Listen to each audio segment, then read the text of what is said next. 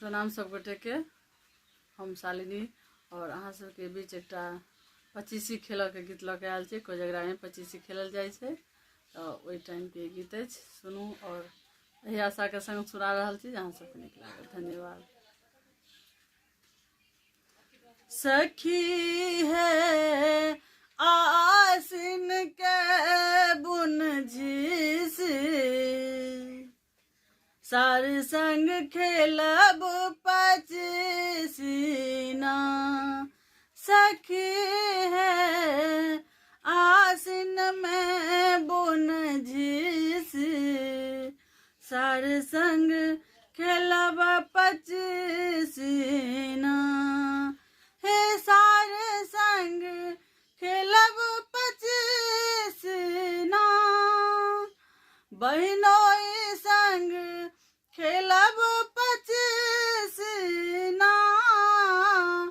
हे सखिया आसिन के बुन झीस, सार संग खेलब पचीसीना। हे सखिया आसिन के बुन झीस, सार संग खेलब पचीसीना।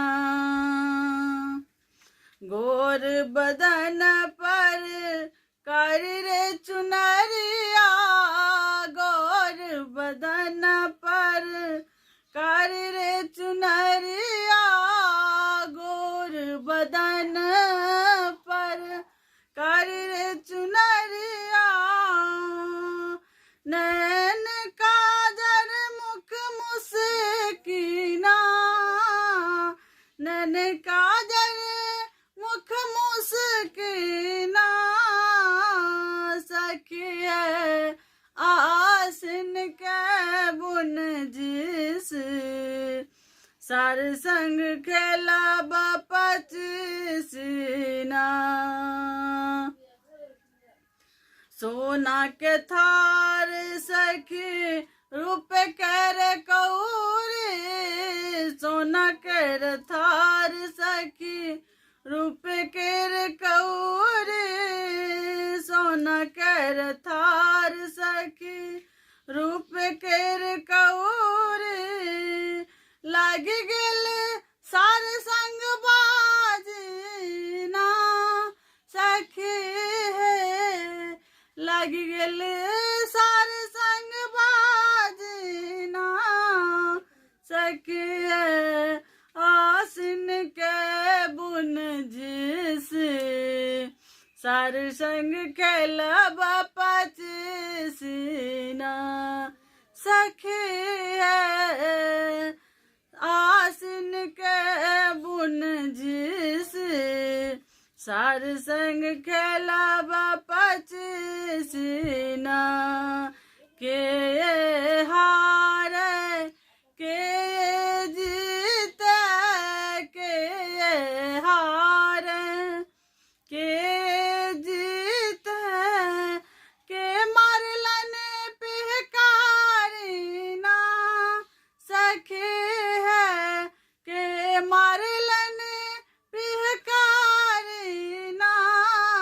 सखी है आसिन के बुन झीस, सार संग खेलब पचीसीना। राम जी हार जीतलनी, सिया जी हारलनी, बहिनोइया जीतलनी, सारे हारलनी, बहिनोइया जीतलनी, सार सब हारलनी। सखी सब मार पिहकारीना। सखी है सखिया मारल पिहकारीना। सखी है आसिन के बुन झीस, सार संग खेलब पचीसीना। सार संग खेलब 25 धन्यवाद।